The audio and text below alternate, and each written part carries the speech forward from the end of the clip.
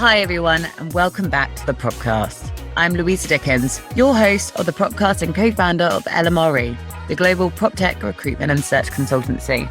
The aim of each episode is to introduce you to a PropTech innovator and discuss how their work has created a shift in focus when it comes to digitalizing the built environment. If you're interested in finding out more about PropTech or applying for a job in this space, or keen to know who the big players are that are moving and shaking the real estate industry, we have you covered. We'll be bringing you an episode each week to connect you to the VCs, PropTech startups, and real estate professionals from around the globe.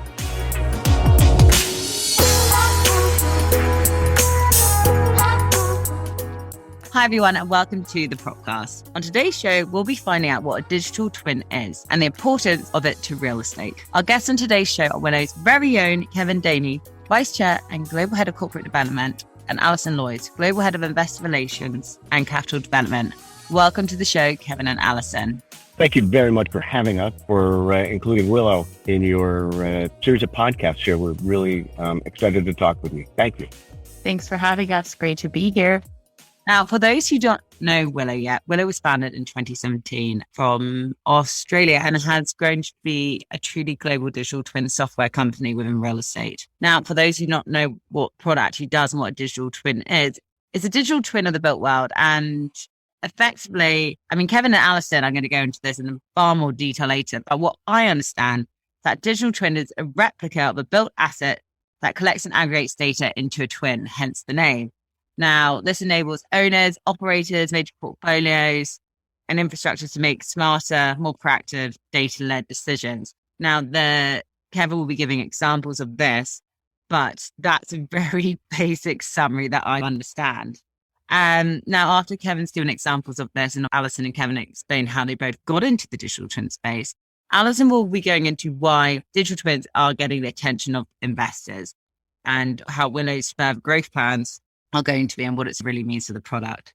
Now we're going to end the podcast and trends they've seen in terms of adoption and future growth plans. So let's start the podcast. Kevin, how about we start off with you? You've had an incredible career and obviously a large stint was at Brookfield, which most of our listeners who are tuning in today will be very familiar with. And now you're obviously Vice Chair at Willow. So for those who don't know you, how did you get into real estate? And I guess, how did you move into your position at Willow?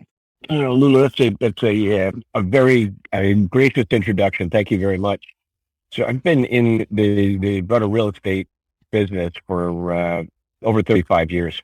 I'm based here in New York. Spent the first part of my career with CBRE as an advisor. And then the last decade before joining Willow, I joined Willow about a year ago with Brookfield.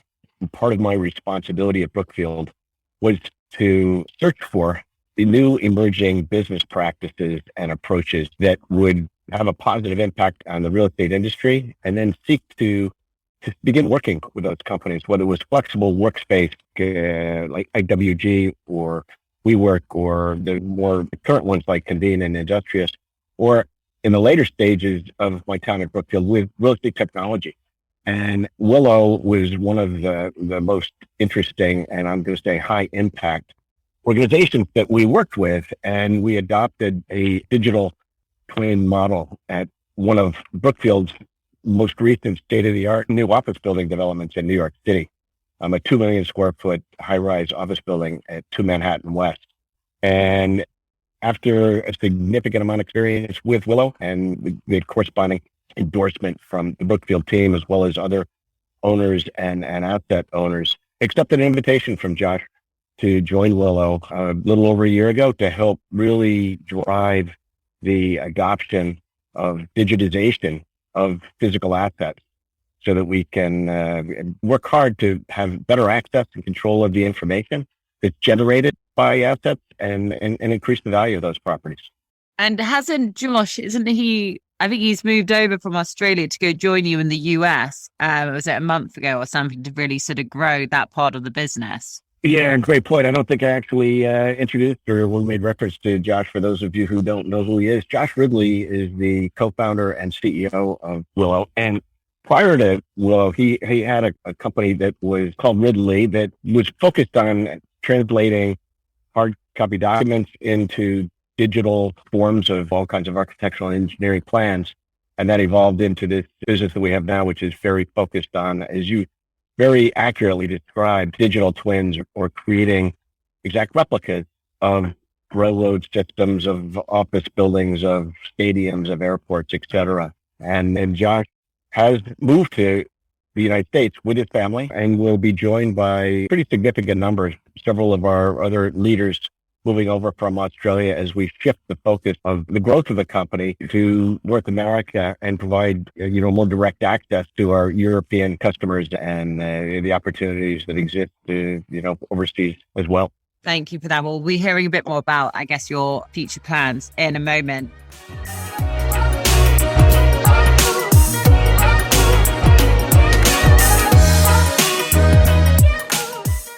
Hi, I'm Anthony Slumbers from the Real Innovation Academy, home of the Future-Proof Real Estate course, designed to accelerate your real estate career. To learn more, please visit realinnovationacademy.com/LMRE for details and a 25% discount.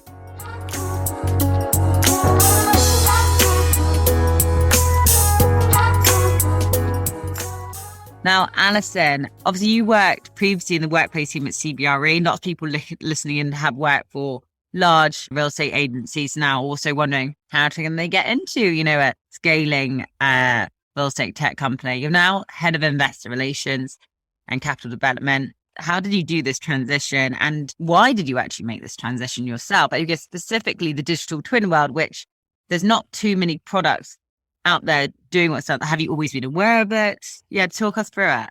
Yeah, no, thanks for that question. It's actually really interesting. So Kevin and I go back quite a long time. I worked at CB Richard Ellis in New York and London in the Global Corporate Services Division. It now has a new name, but it's optimizing portfolios, large real estate owners. It was a really great group.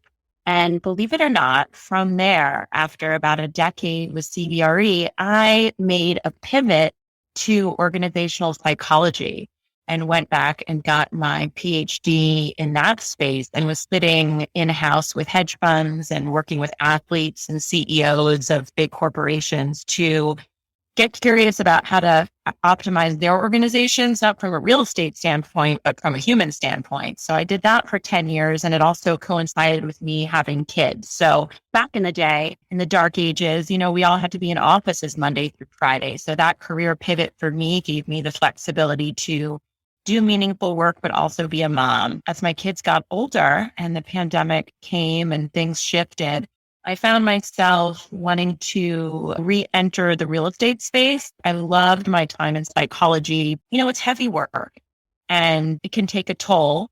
And I reconnected with Kevin, and Kevin being Kevin, he's the best connector I know. He said, "Hey, I'm doing this really neat thing with digital twins." And I said, "Digital what?"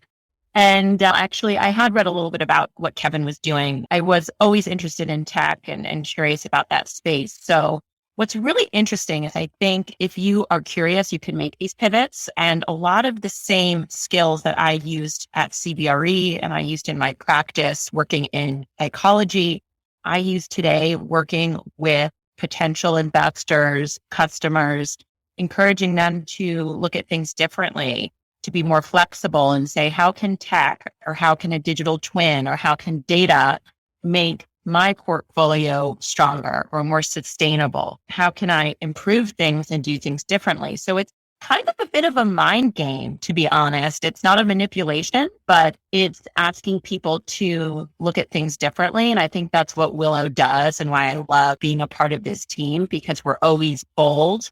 As Josh says, we're always pushing the envelope. So that's been my journey. Again, like very multifaceted, but I feel like very empowered at this point in my career to get out there with my teammates here at Willow and grow the company. Awesome. Thank you for that, Allison. I heard, like you said, obviously taking the toll, working in that space, especially when you in psychology, that must be pretty intense, but working in a scaling business as well probably will also take its toll, but it's the amount of what you get out of there. And I'm from afar, I've been watching obviously Willow grow to obviously from Australia to North America. Got a couple of people in Europe now as well. There's so much, you get so much more from it. I guess it's a different sort of reward you might have been getting previously, and it comes down to psychology and working people that way. But no, look, love this pivot. And obviously in my space, I want to encourage more people to take that risk, be inquisitive, like you said, and ask the question, why is technology needed, and the made such a good point. How does it make real estate sustainable, which keeps coming up? Now, Kevin, back to you. And so give us a nice, sexy example of when Willow's product has been used. Obviously, I saw it. You were one of the partners at the Super Bowl. Most people listening in, whether you're from the US or not, know what the Super Bowl is at stadium. Can you talk us through how that would have worked and what value would have added there? Yeah, very much so. So, I'll make a couple of broader references and then maybe go a little bit deeper on one particular project. But the SoFi Stadium in Los Angeles, where the U.S. Super Bowl is held, is a beneficiary of having a full digital twin.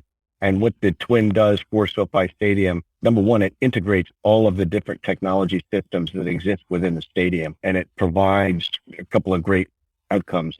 Number one, the integration of the different technology systems allows for aggregation of massive amounts of data in real time.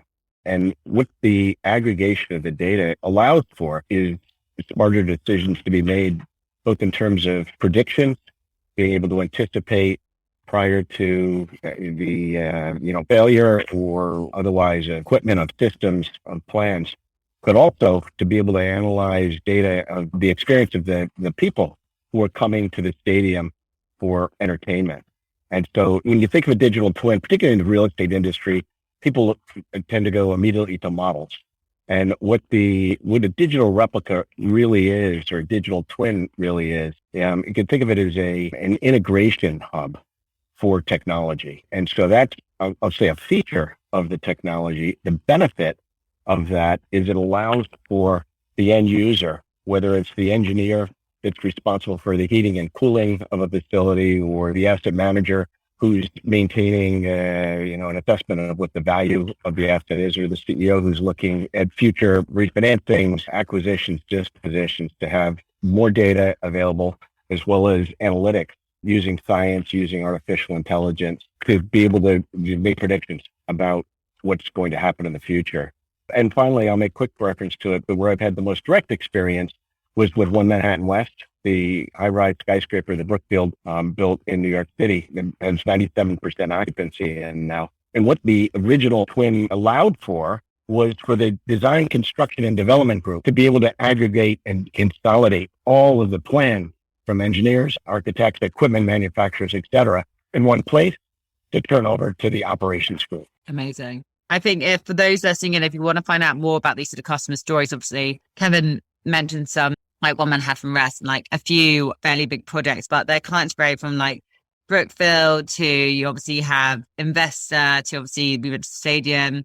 There's also, it could be railways, it could be metro sort of tunnels. Just have a look at their customer stories and it'll give you a sort of great idea about what the product actually does. Yeah, and Lulu, one other building that, just local here in London is 22 Bishopsgate, the AXA property. So we worked with AXA and JLL to digitize 22 Bishopsgate. So that's an exciting new building, very large, very recent, and in everyone's backyard there. So, at a later date, happy to follow up on that too. Yeah, I think it's the largest office space in London. It's the second highest building. I know this because I did a podcast with, who is it, AXA, the investment managers who own it? Correct, that's right. And JLL is their advisor and manager. Yeah, but it's an incredible space. I went to JL Sparks event there the other day, and it's great. And Caleb has his bowl. Anyway, you got to go check it out. I think Convene are also working there too.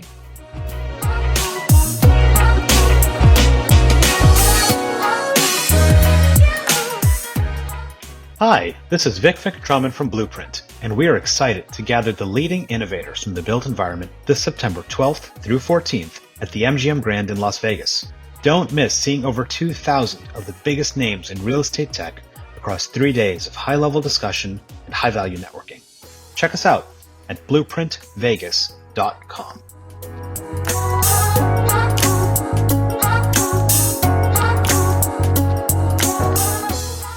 Now, Allison, back to you. You've obviously played a huge role in Willow's fundraising. Can you talk us through the fundraising narrative to date and then what you have planned for the future? And this is a question this is a slightly delicate question as well, but with also lots of things that's happening in the world at the moment with the war and obviously Ukraine, post-pandemic as well. Do we have hard times ahead for fundraising? Do you think we're going to see an increase of, I guess, amount of investment going into space like we did see mid and post pandemic?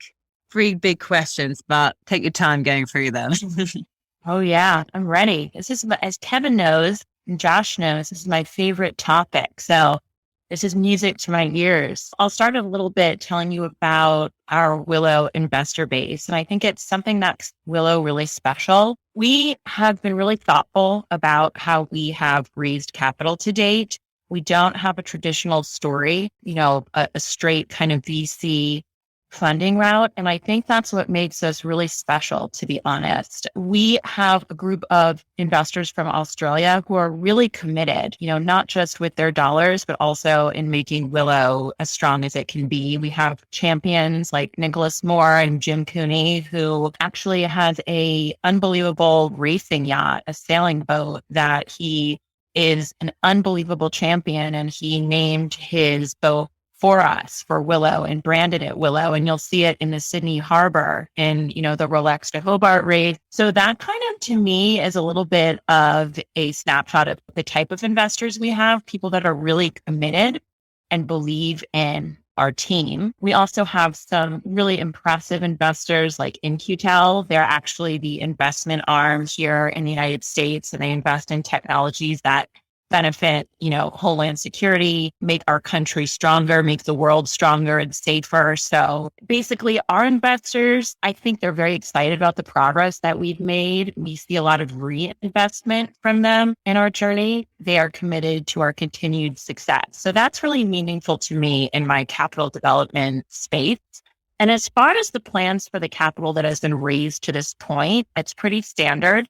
We use that money to invest in the business. We have a big focus on attracting and retaining top talent all around the world, especially in product and engineering. This allows us to scale Willow Twin, the digital twin deployments, across a growing portfolio of increasingly diverse assets and verticals, like you mentioned, mining, rail, aviation, real estate, stadiums. So the enterprise SaaS nature of the Willow Twin means it is inherently scalable.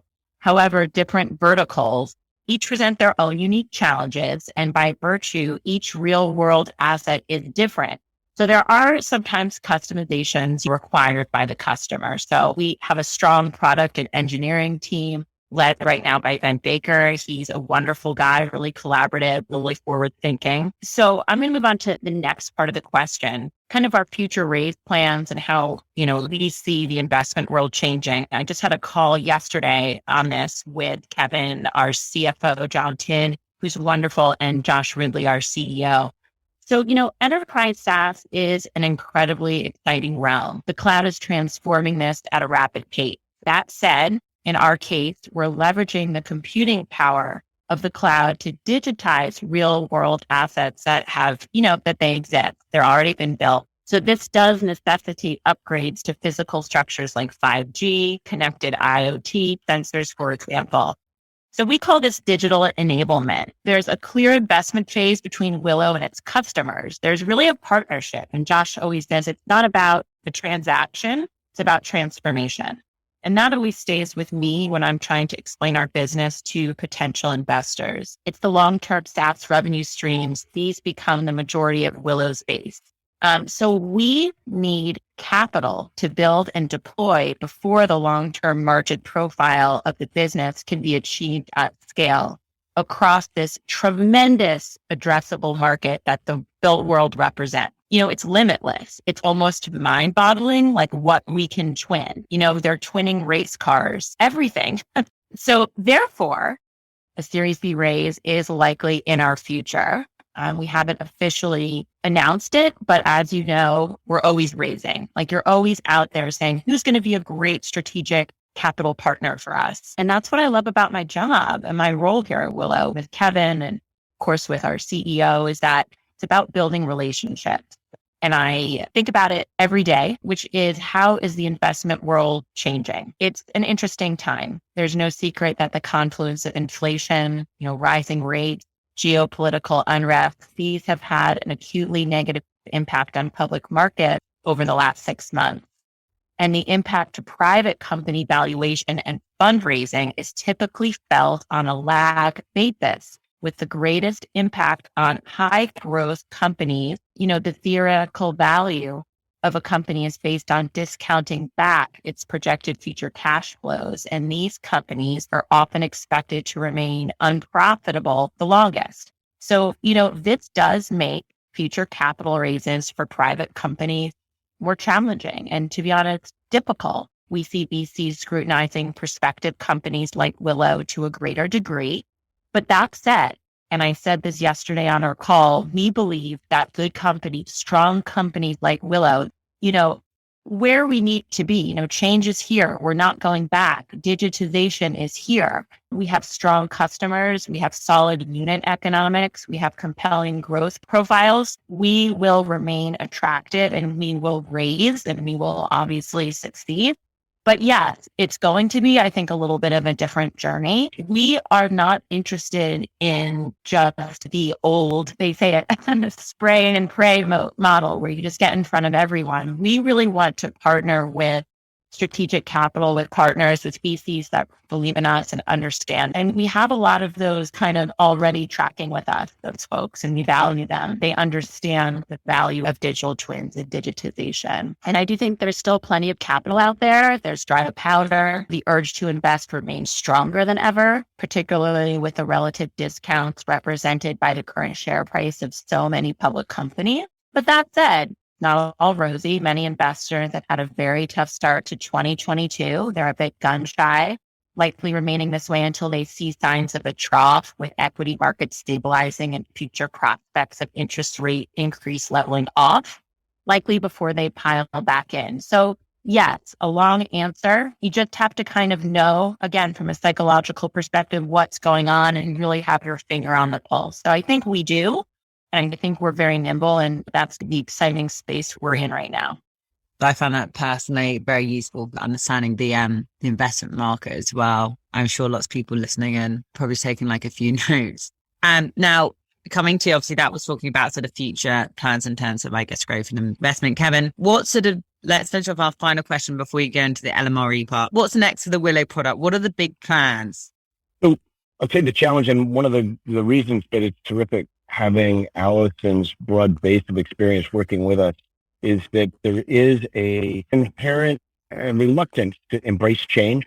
That's just a natural human behavior characteristic. And so with our existing clients like Brookfield, as an example, we're in the process of digitizing Brookfield's office building portfolio in New York City, which represents a significant portfolio relative to the New York City marketplace, but is just the tip of the iceberg relative to Brookfield's broader portfolio of assets under management worldwide. And so there are nearly 2,000 buildings in Brookfield's portfolio of real estate. And in addition to that, infrastructure is a big asset category in which Willow has deployed significant technology. So with our rail customers, for example, in Europe, North America, and Australia, they found that the experiences when the manual approach is taken to track maintenance, the mining companies or rail companies have approximately 85% utilization capacity for the tracks because things need to be fixed. People need to go out to the tracks themselves, identify where there's wear and tear, where things might break in anticipation of failure, but also to go out and fix things when they do break. With a digital twin, the technology allows for back at the central command center to be identifying where different elements in the railroad system are beginning to show weakness, and preventive maintenance is accelerated, and the utilization of the rail increases from 85% to the very high 90s. And if you just translate increased capacity to additional rail cars taking ore from the point of origin, from the mines, to the point of distribution, which are oftentimes the ports, you can quickly do the math and show that drives very significant top-line revenue growth. And so the next step for Willow across our different asset categories, rail, both in terms of railroad systems, commuters systems, and mining companies, is a large area for growth. Within the real estate industry, what has become especially valuable over the last 15 years is the co-location of high-rise office buildings along with high-rise multifamily apartment buildings, integrated with retail and hospitality or hotels, so that people come to these areas like Canary Wharf, for example, where there's the opportunity for an increasingly dynamic live, work, play ecosystem that attracts people 24 hours a day, 7 days a week. And so the opportunity to create a digital replica of the entire state, if you think of Canary Wharf, a digital replica of not only the building, but of the street lights, of the parking garages, et cetera, so that there can be a coordinated both operation of all of those different facilities and assets, but also to use the data that's generated from each of them and to make smarter decisions in the future and to create additional value for either the asset itself or for the revenue generating capability of the people within the asset, improving productivity, which translated means revenue generation. So the big opportunity for us right now is to increase our deployment across the portfolios of large global clients like Brookfield, JP Morgan Chase, Microsoft as a owner-occupier or lessor of space where they house their employees, 3 million square feet plus in the greater London area, for example.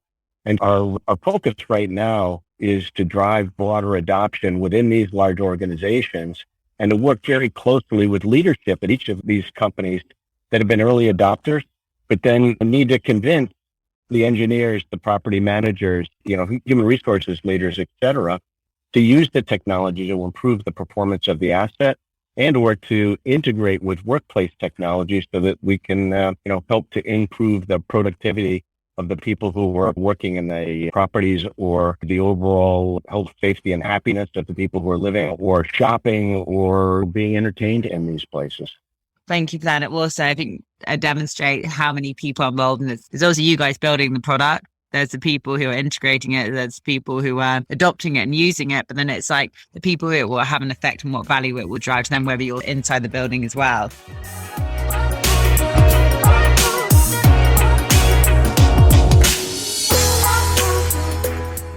I was doing some research the other day. Can you believe it that some of the biggest companies in the world didn't exist 30 years ago, the likes of Facebook and Uber? On the other hand, real estate is a total juxtaposition, being the oldest asset class in the world. We often hear about the property industry being a slow mover, and the need for prop tech is clear to improve solutions and take advantage of the data being gathered. We saw $21 billion in investment into prop tech in 2020, and it was predicted a further increase of 25% in 2021, which has already been surpassed, which means there'll be plenty to talk about when it comes to the innovation of the built environment. EY reported that 53% of real estate owners think that they don't have the in-house talent to adopt technology successfully. Without technology-minded talent and leadership, the implementation and widespread adoption of your product might be proving tricky. If that is the case, we are here to help. So head to our website, lmre.tech, and we can find the right talent for your company's needs.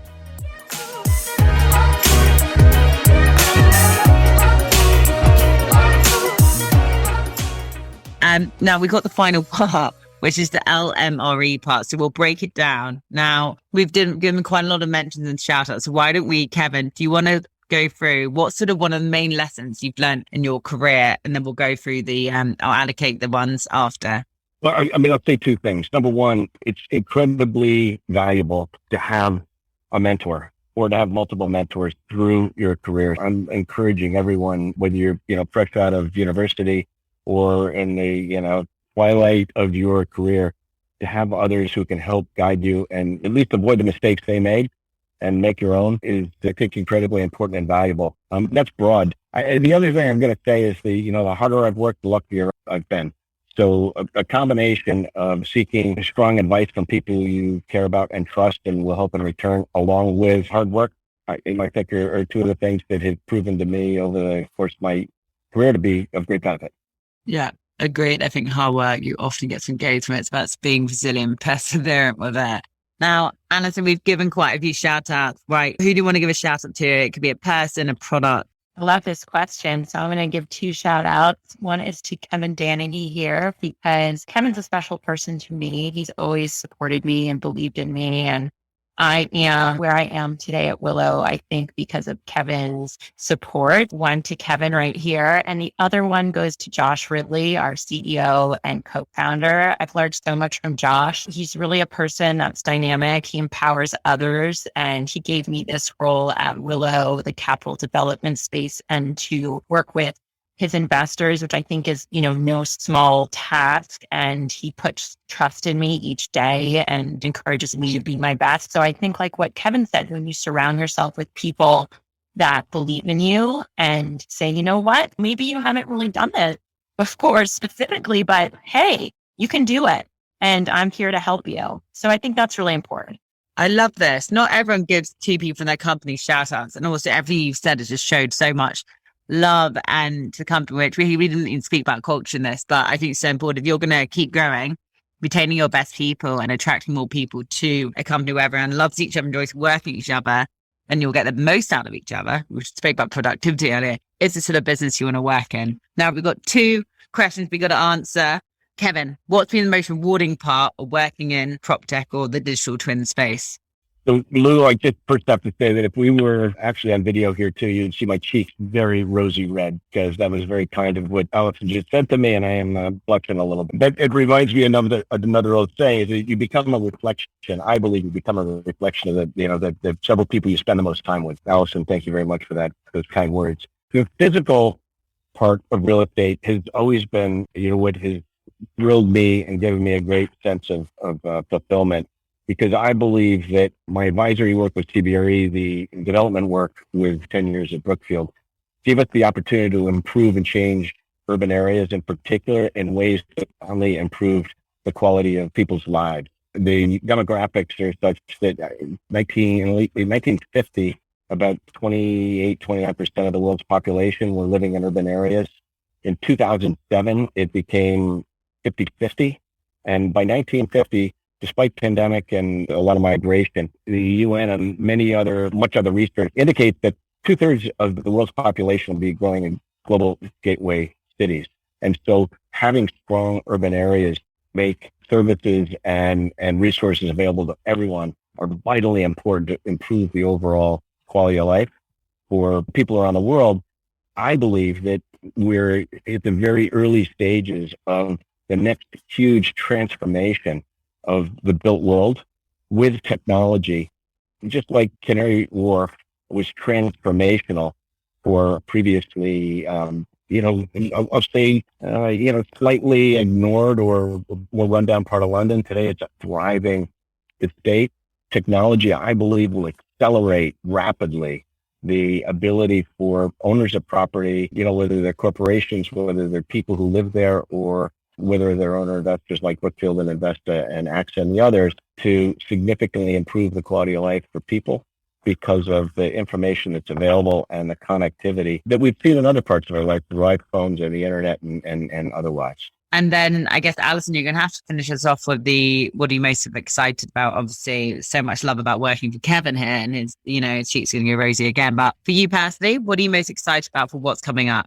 I think prop tech is the space in which we just see so much potential. Obviously, we see that mirrored in, the investment community. But right now within Willow, we've been talking a lot about prop tech and ESG. And when I speak to Kevin and to Josh and to the head of our product team, it's not only about dollars and cents or digitizing. It's about how can we make the future better for generations that come after us. I mean, I'm a mother, I have young children, and real estate, represents such a large piece of this puzzle, as do, of course, infrastructure. So to be able to be part of a company that's saying, hey, there are better ways for us to manage our portfolios and manage our assets that will make the earth healthier and here for future generations, that to me feels really important, right? I mean, we all are thoughtful now about plastic and recycling, but let's talk about, millions of square feet of real estate. So we love talking with people in this space,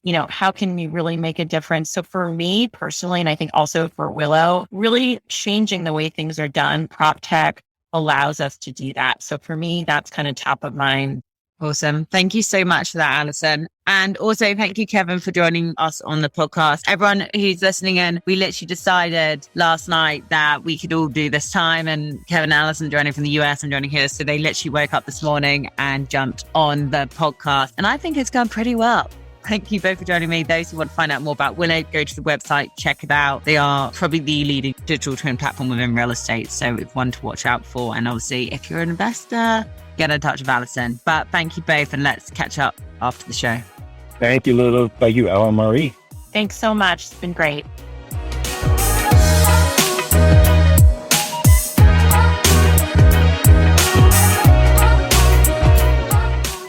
Thank you for joining us this week on the Propcast, and a big thanks to our guests and our sponsors, Cretech and Reamtech. Make sure you visit our website, lmre.tech, where you can subscribe to our newsletter, keep up with our industry news and events, or if you're looking for your next career move, it's all on there. The Propcast can be found on iTunes, Spotify, and YouTube, where all good content is found. Whilst you're at it, if you found value in the show, we'd appreciate it if you could spread the word and tell a friend about it, or even write us a review. And I'll catch you next week.